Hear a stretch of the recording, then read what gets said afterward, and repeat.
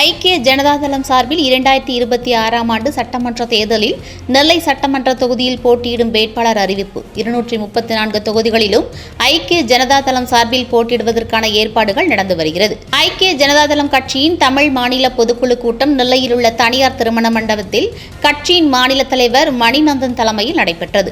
இந்த கூட்டத்தில் நெல்லை, தூத்துக்குடி, கன்னியாகுமரி உள்ளிட்ட பல்வேறு மாவட்டங்களைச் சேர்ந்த நிர்வாகிகள், மாநில நிர்வாகிகள், பல்வேறு பிரிவு சார்ந்த நிர்வாகிகள் கலந்து கொண்டனர். கூட்டத்தில் மாநிலம் முழுவதும் கட்சியின் கொடியேற்றுவது எனவும் மாவட்டத்திற்கு 200 கொடிக்கம்பங்கள் நிறுவுவது எனவும் முடிவு செய்யப்பட்டு 10க்கும் மேற்பட்ட தீர்மானங்களும் நிறைவேற்றப்பட்டது.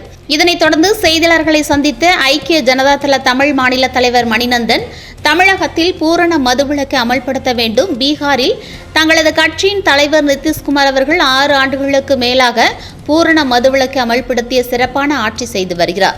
மக்களின் சராசரி ஆயுள் மது பழக்கத்தினால் குறைந்து கொண்டு போவதாக தெரிவித்தார். ஏழை எளிய மக்கள் மது குடிப்பதனால் கடுமையாக பாதிக்கப்பட்டு வருகின்றனர்.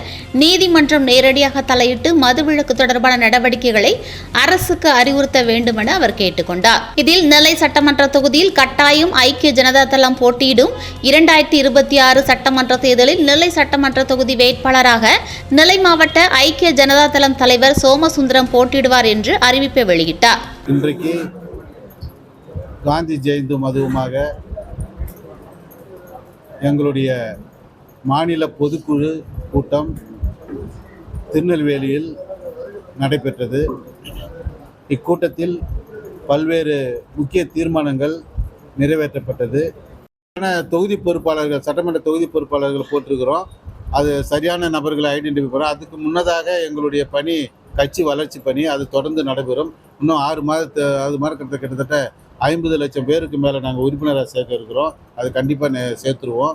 அது முடிந்த உடனே நாங்கள் சட்டசபை எலெக்ஷனை கண்டிப்பாக சந்திப்போம்.